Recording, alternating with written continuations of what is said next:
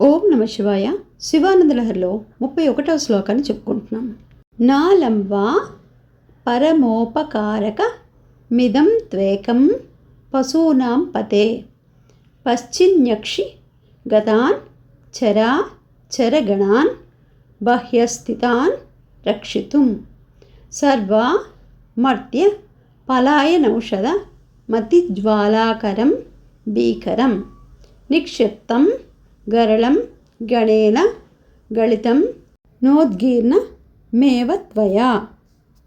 నాలం వా పరమోపకారకమిదత్వేకం పశూనాం పతే పశ్చిన్నక్షిగతాన్ చరాచరగణాన్ బాహ్యస్థితాన్ రక్షితుం సర్వామర్త్య పలాయనౌషధ మతిజ్వాలాకరం భీకరం నిక్షిప్తం గరళం గణేన గళితం నోదీర్ణ మేవాత్వయా. ఓం నమ శివాయ.